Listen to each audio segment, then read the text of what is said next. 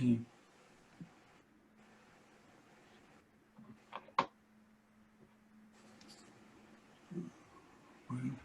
Speaker view, I guess. Good morning, everybody. My name is Charles Bromley. I'm the director of the Ohio Fair Lending Coalition. It's a pleasure to have you all here today via Zoom. Unfortunately, we could not be in person the way we normally are at Cleveland State University, but we're here today, and I guess we're all safe via Zoom, and hopefully there will be no technical glitches, and we'll be able to make this work. First of all, let me say that I'm pleased to have Roland Anglin, who is going to be our introducer and talk about this conference a little bit and some of the objectives. But I also wanted to highlight the fact that Cleveland State University's Levin College of Urban Affairs has been a bridge between strong academic research, teaching, and the community. And that tradition continues today with Molly Schnoke and our work. And I noticed in one of our last forums that we had about 3/4 of the people who were presenting and working on problems in neighborhoods were all graduates of the College of Urban Affairs. So it's a pleasure to have the Dean here and his leadership in producing another generation of people who are working to solve our city's most difficult problems. Dean? Thank you, and good morning. Welcome to the 31st Ohio.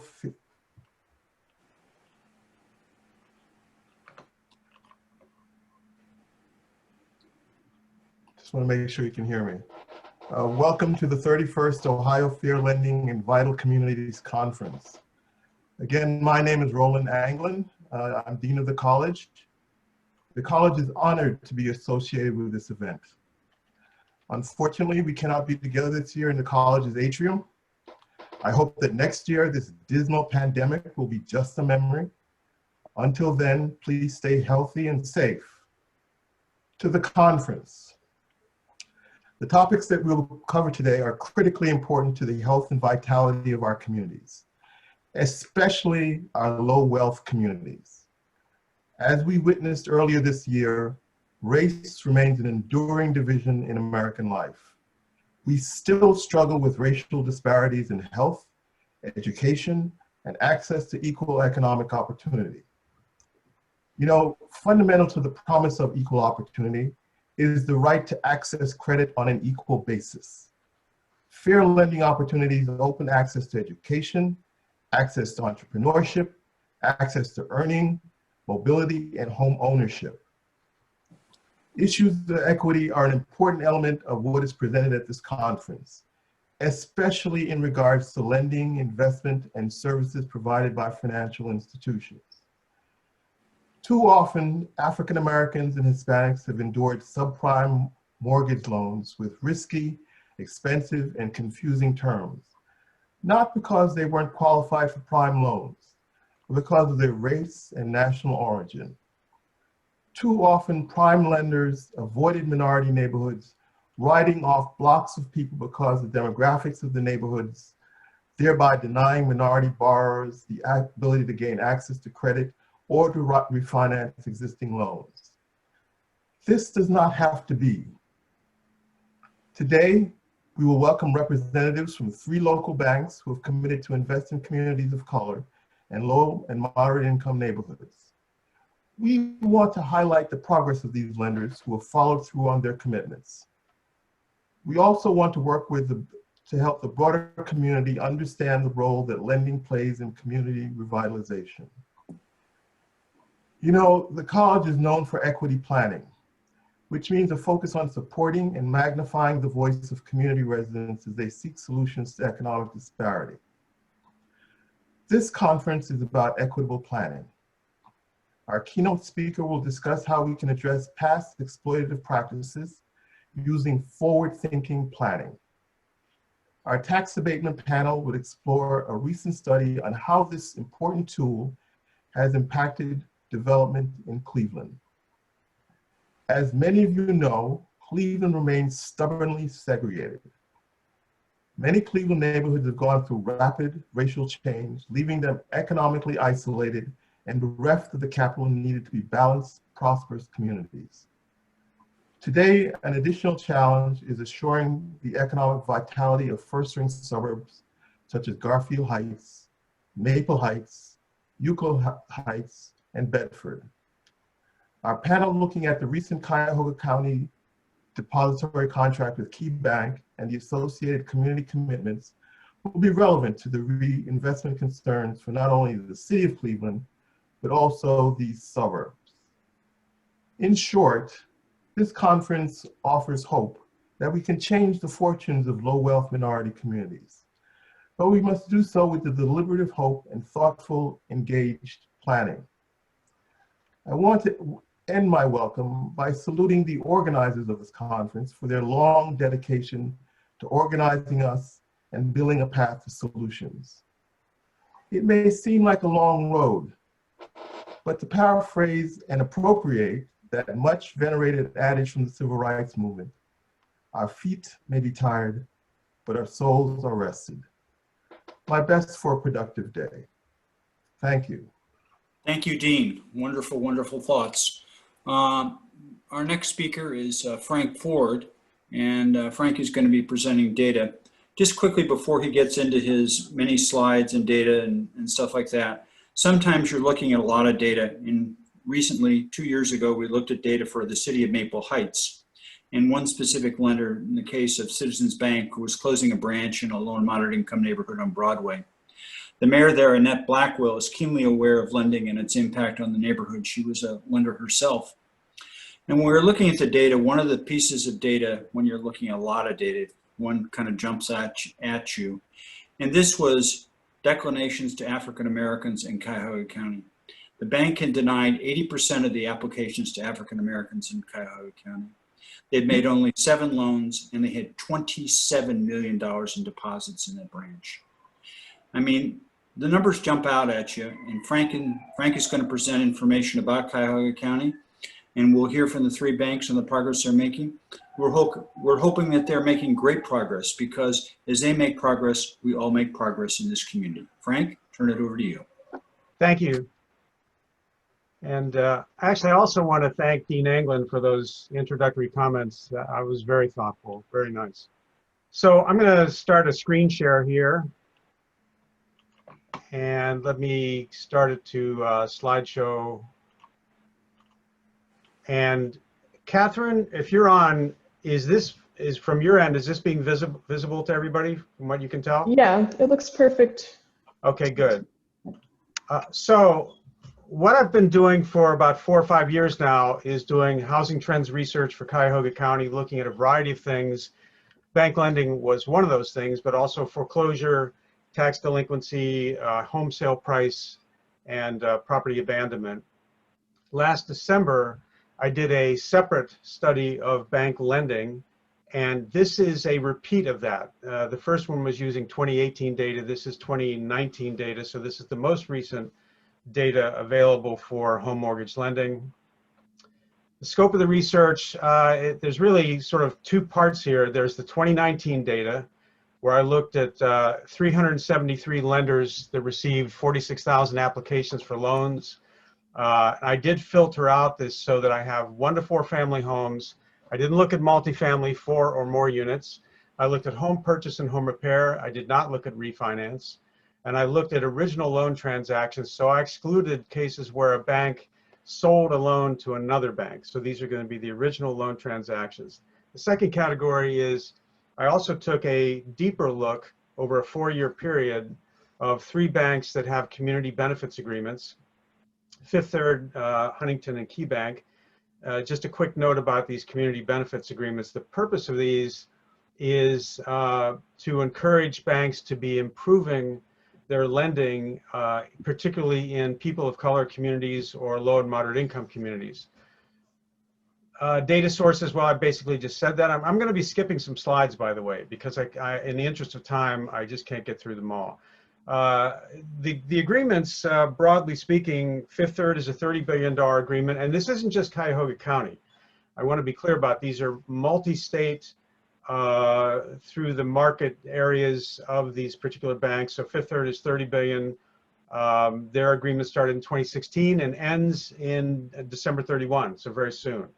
KeyBank's is 16.5 million. It began 1 year later and ends 1 year later, 2021. Huntington is 16.1 billion and also ends in 2021. The other thing I did is I took a look at this maybe in 3 different ways. The first way is looking at a 20,000 foot level, not looking at individual banks, just looking at what are some broad trends for rejection rates by race and loan type. And after that, then I'm going to move into looking at all the lenders in 2019 and who were the top 15 lenders by different categories making meeting credit needs. And then the third category is going to be when I start to look at the 3 banks with CBA agreements, community benefits agreements, and look at their 4-year trends. So starting with the 20,000 foot view, so this is home mortgage loan rejection rates. This is a very basic thing in 2019, and I've got 2 categories: home improvement, home repair, and home purchase. The black rejection rates are in red, and the blue is white. This is really, this is something that's been seen before, probably.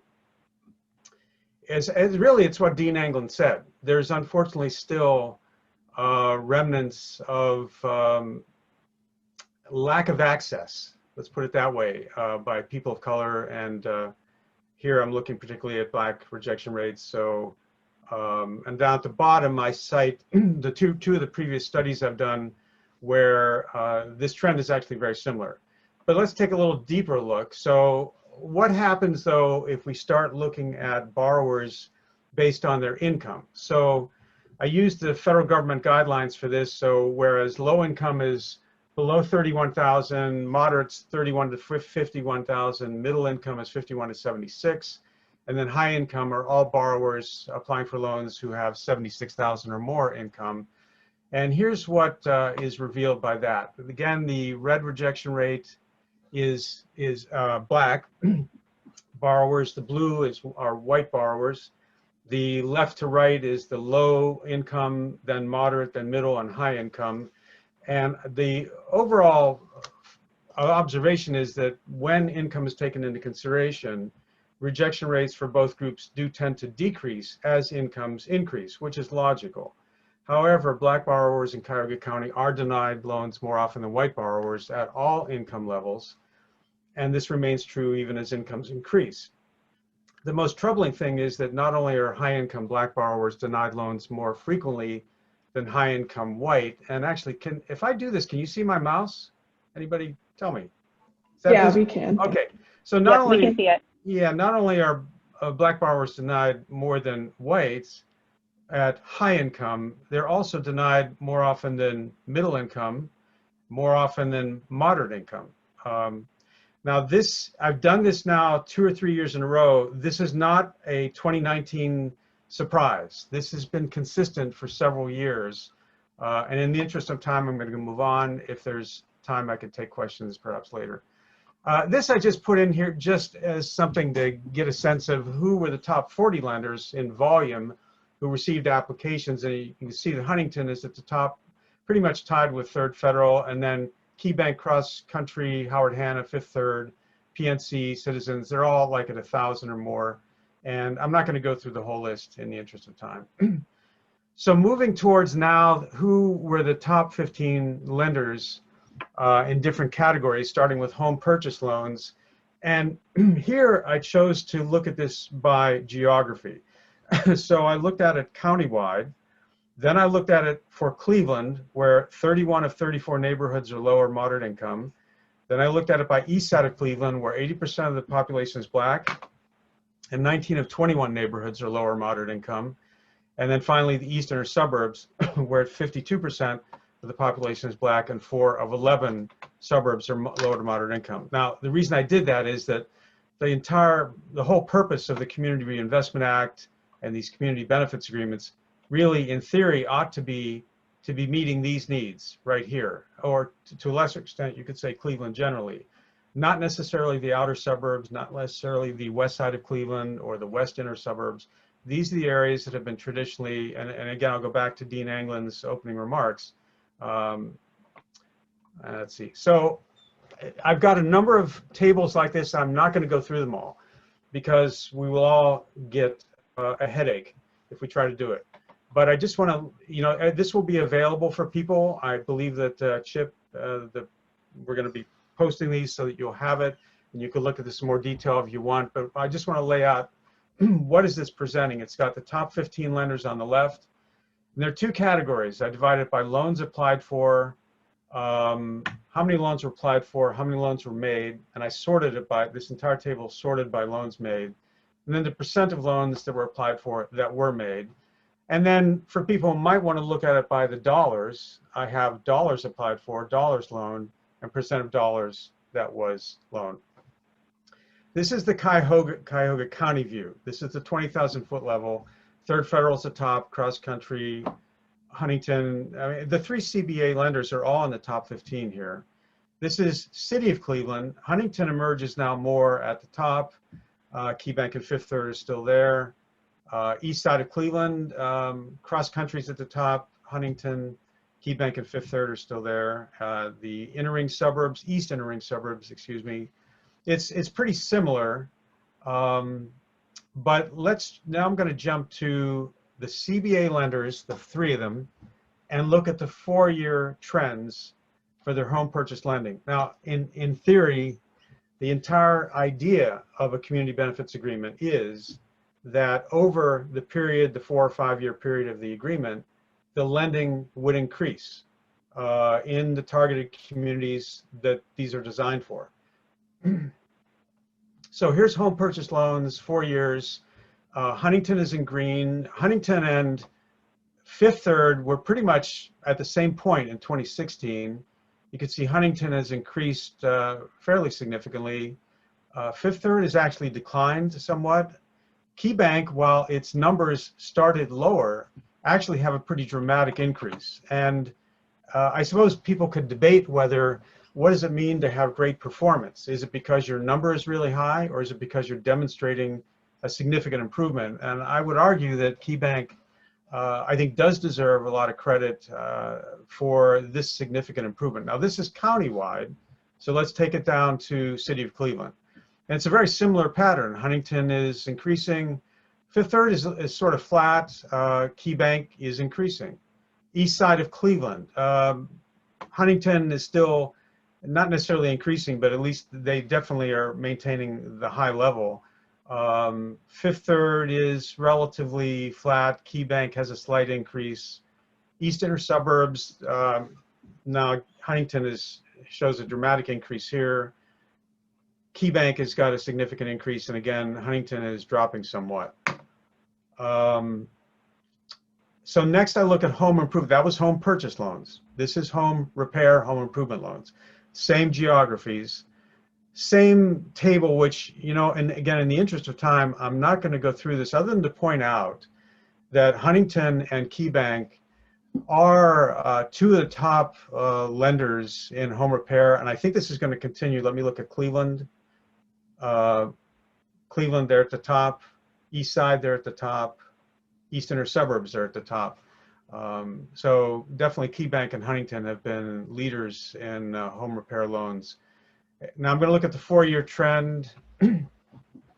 Countywide, KeyBank actually starting the 4-year trend was very much the top home repair lender, and has been for a number of years in Cuyahoga County. They've declined somewhat from 556 to 456. Huntington has a dramatic increase in home repair lending from 94. I mean, that's almost a 6-fold increase. Fifth Third also a significant increase in home repair lending from 54 to 238, which I think is quadrupling their production in home repair.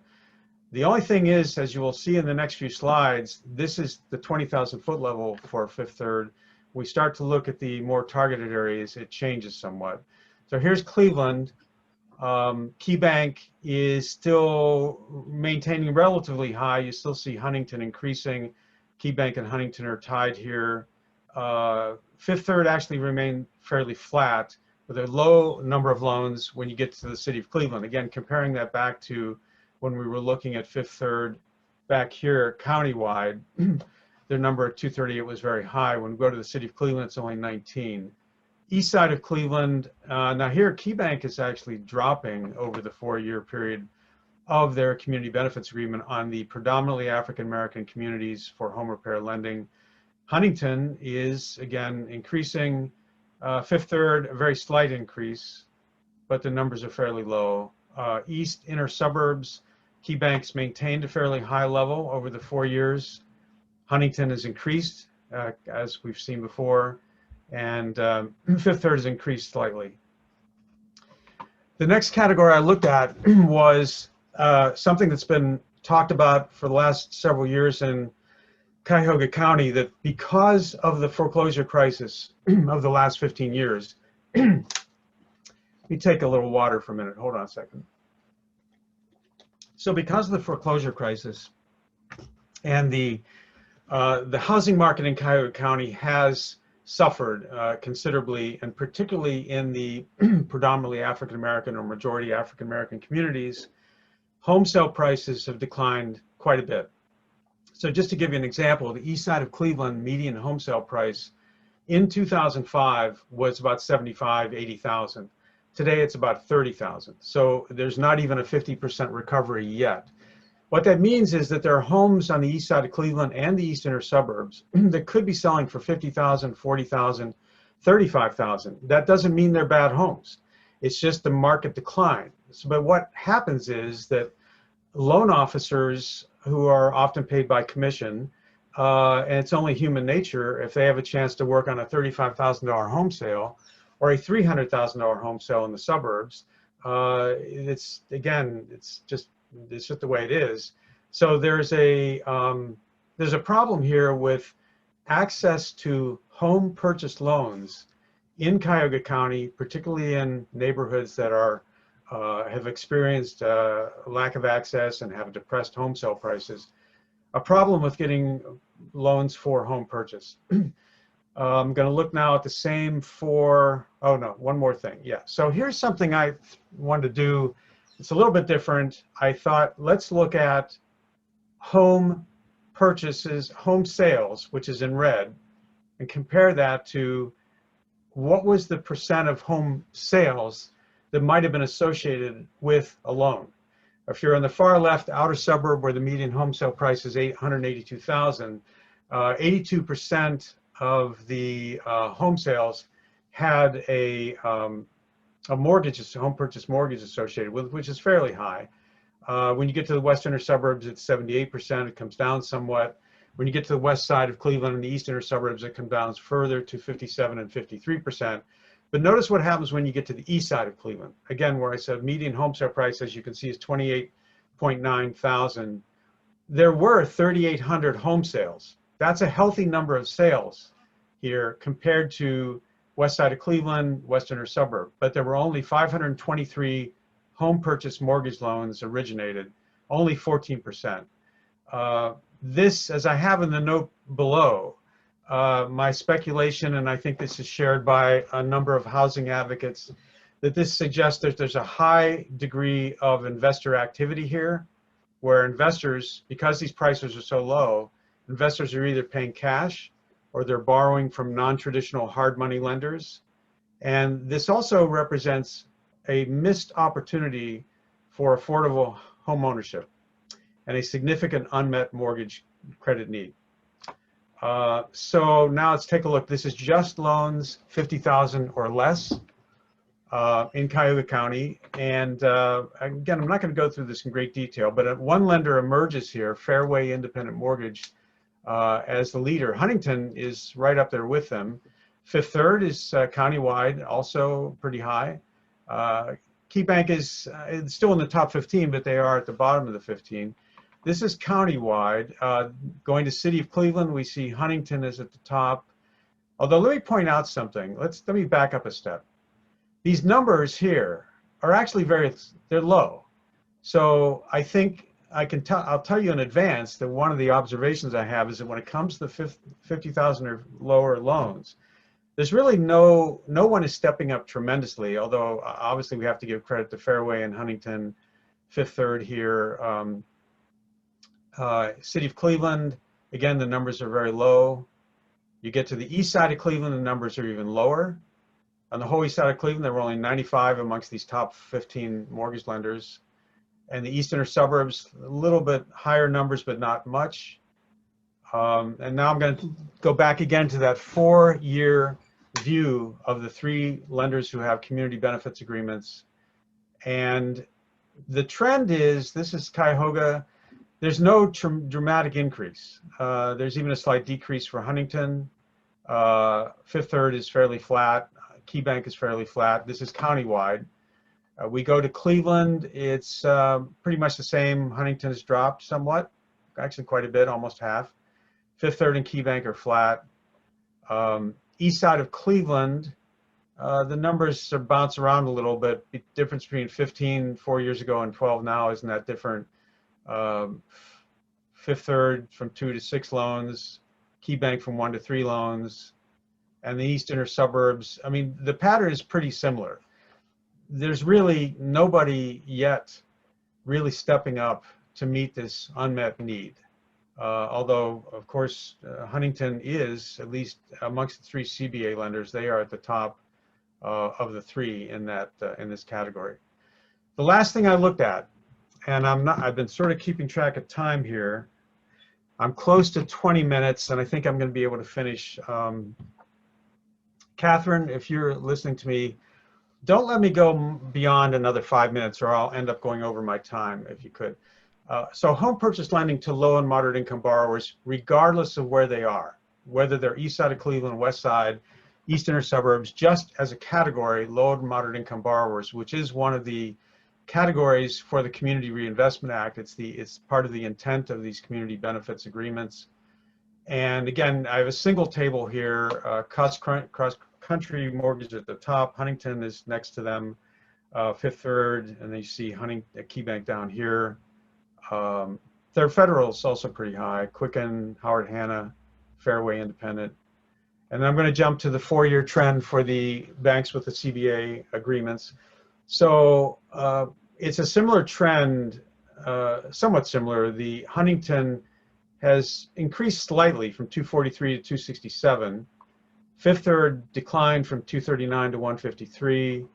And KeyBank significantly increased its low to moderate income home purchase loan production from 35 to 107. That is fairly significant. Even though the numbers may be low, but I think, again, it's important to recognize when a lender has made a significant effort to increase wherever they started from. I think that's something we should acknowledge. My general observations: significant disparities continue to exist in Cuyahoga County between black applicants and their white counterparts. The volume of loans for home repair remains low in the east side of Cleveland, a region of Cuyahoga with a significant unmet need. In regions with significant concentrations of low moderate income and people of color borrowers, east side of Cleveland, east inner suburbs, 2 of the lenders with CBA agreements have used their 4-year terms to either steadily increase their home purchase lending, KeyBank, or maintain their already high output, Huntington. Fifth Third's home purchase lending has either decreased over the 4 years of the agreement or remained flat. In those regions of high unmet need, KeyBank, a leader in home repair lending, has seen its output of home repair lending decrease somewhat during its CBA agreement, with a marked decrease in the east side of Cleveland. Huntington's home repair lending increased dramatically over the 4 years of its CBA agreement, but Fifth Third's home repair lending also, and their lending also increased dramatically countywide, but not in the areas of greatest need, Cleveland, east side of Cleveland, and east inner suburbs. And my final 2 observations: access to home purchase loans of $50,000 and less remains low, with few lenders stepping up to meet this need. Among the 3 CBA lenders, Huntington had the highest output of low dollar loans, followed by Fifth Third. KeyBank made very few low dollar loans in any of the studied areas. Countywide, the number of home purchase loans to low and moderate income borrowers has increased from 3,600 in 2016 to almost 4,200 in 2019, which is an overall good trend. Among the 3 CBA lenders and among all lenders, Huntington has maintained a high volume of lending to this market segment. KeyBank's volume to low mod borrowers began low, but has tripled during the term of its CBA agreement. Fifth Third, once tied with Huntington as a leader in making loans to low mod borrowers, has seen its lending to this segment decline throughout the 4 years of its CBA agreement. I think we're at 9:32, so I managed to do this in about 17 minutes. That's not too bad. Thank you, Frank. I appreciate it very much. It's terrific. Should I leave this up in case, are we? And we're going into the next panels, which Okay, all the right. lenders have their own presentation. I forgot at the top of my remarks to say the housekeeping things. One, you're supposed to use your speaker view. Everyone is muted to prevent background noise. Please use the chat room for questions because we want to have questions and have dialogue. And everything is being recorded to the cloud. Okay, so next is Barbara, and she's going to